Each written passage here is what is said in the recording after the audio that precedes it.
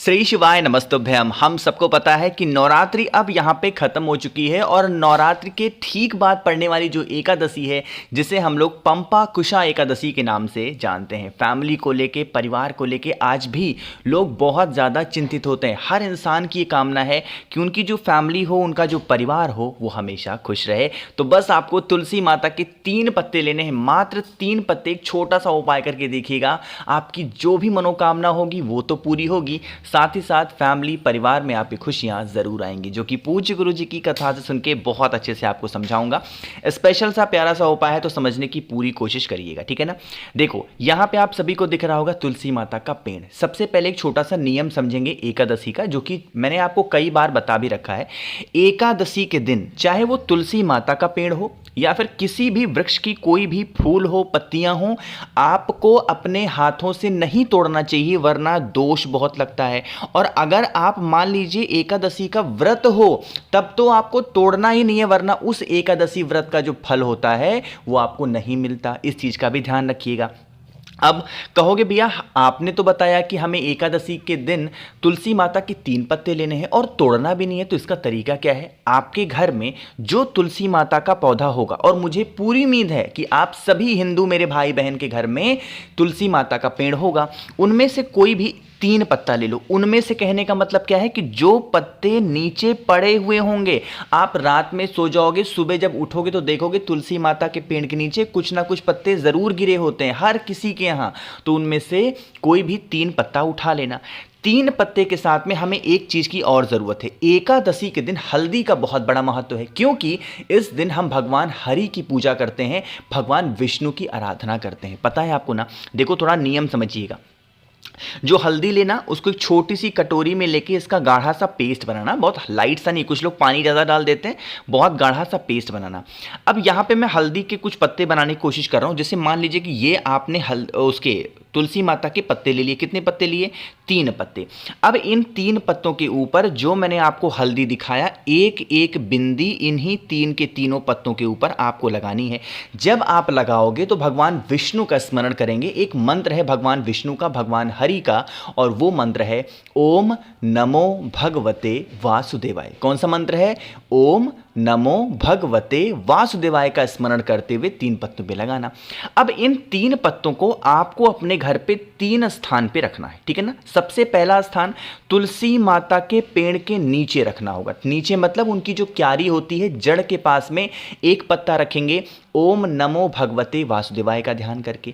जो दूसरा पत्ता होगा तुलसी माता का, जिस पे आपने हल्दी लगाई है, आपके घर में जो भगवान विष्णु की फोटो हो, मूर्ति हो, प्रतिमा हो, कुछ भी हो, भगवान विष्णु का, भगवान नारायण का, भगवान हरि का, उनके पास आपको दूसरा पत्ता रखना होगा। जो तीसरा पत्ता होगा, आपके घर में जहां पे भी रुपए, पैसे, गहने, जेवरात रखे जाते हो, उस स्थान पर आपको रखना है तुलसी माता का ये तीसरा पत्ता। यकीन मान लीजिए, जो भी व्यक्ति अपने घर पे इस उपाय को कर लेता है, उनके घर में सुख, शांति, समृद्धि आती है और परिवार में हमेशा खुशियां बनी रहती है। अब यहाँ पे कुछ डाउट आप लोग के दूर करता हूं। कुछ लोग कहेंगे भैया जो हम भगवान विष्णु के पास समर्पित करेंगे, उसे कब तक समर्पित करना है? एकादशी जब खत्म हो जाए तो उस पत्ते को उठाना और फिर ला करके तुलसी माता की क्यारे के नीचे डालना। बाकी जो आपने अपने घर की तिजोरी में, अलमारी में रखा है, उसको वहां पे रखा रहने दो। मेरी बात समझ में आ रही क्या? तो यहां पे हम लोगों ने बात कर ली है अपने पहले उपाय की, जो कि नवरात्रि के ठीक बाद पड़ने वाली जो एकादशी है उसकी थी। आगे बढ़ते हैं इस वीडियो के हम लोग अपने दूसरे उपाय की तरफ। बहुत फेमस, बहुत पहले के उपाय है गुरु जी के। लगभग 2 से 3 साल पहले इस उपाय को गुरु जी ने एकादशी के अवसर पे करने के लिए बताया है। उस उपाय को आपको मैं समझा रहा हूं, ठीक है ना। यह उपाय के सबसे पहले नियम समझ लो। इस उपाय के फायदे ये होंगे कि अगर आपके घर में धन संपदा को लेके बहुत दिक्कत है, मां लक्ष्मी का वास घर में नहीं होता, कर्जे में डूबे जा रहे हो, तो आप इस उपाय को करेंगे। इसके लिए आपको लेना होगा 7 बेलपत्र। कितनी बेलपत्र लोगे? 7 बेलपत्र लेंगे। ध्यान रखिएगा, बेलपत्र आप वो भी ले सकते हैं जो महादेव के शिवलिंग के ऊपर समर्पित किया हो, उसे उठा करके और धुल के इस्तेमाल कर सकते हो, ठीक है ना। 7 बेलपत्र लेना। और उसके बाद में आपको लेना होगा गंगा जल। अगर आपके पास में गंगा जल ज़्यादा मात्रा में है तो इस पूरे कलश को गंगा जल से भर देना। बट अगर आपके पास में गंगा जल कम मात्रा में है तो इस कलश के अंदर जल भरना अपने घर से और थोड़ा सा 2-4-10 बूंद गंगा जल डाल देना, ठीक है ना। और इसी कलश के अंदर जो मैंने आपको 7 बेलपत्र दिखाए हैं उस 7 बेलपत्र को इस कलश के अंदर डाल देना।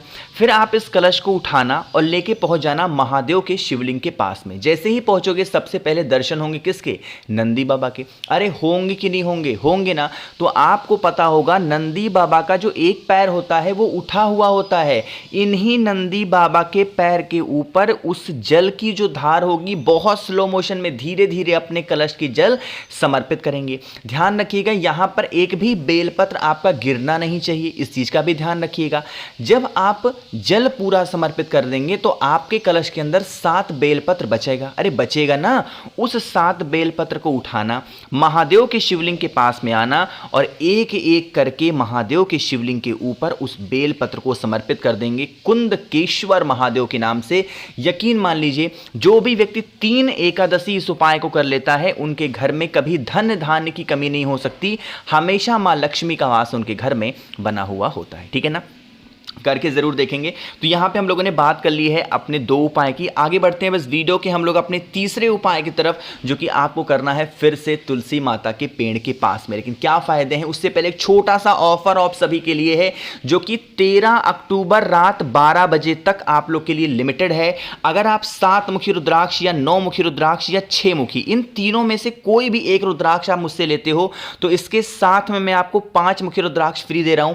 कमल गट्टे की माला धन प्राप्ति के लिए वो फ्री में दे रहा हूं। साथ ही साथ महादेव का जो प्रिय भस्म होता है 50 ग्राम मैं आपको फ्री दे रहा हूं। डिलीवरी चार्ज भी फ्री है और कैश ऑन डिलीवरी का भी ऑप्शन है। तो अगर आपको लेना होगा मुझे मैसेज कर दीजिएगा 9005643345, ये मेरा व्हाट्सएप नंबर है, मैसेज कर दीजिएगा, ठीक है ना।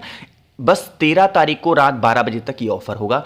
आगे बढ़ते हैं अब इस वीडियो के हम लोग अपने तीसरे उपाय की तरफ। देखो सबसे पहले समझ लेते हैं इस उपाय के बेनिफिट क्या है, फायदे क्या हैं। जैसे मान लीजिए कि आपके घर में कोई भी ऐसा व्यक्ति है जिसको हर छोटी बातों को लेके क्रोध आता है, मतलब कि गुस्सा नाक पे हमेशा होता है उस इंसान के, तो आप इस उपाय को करेंगे।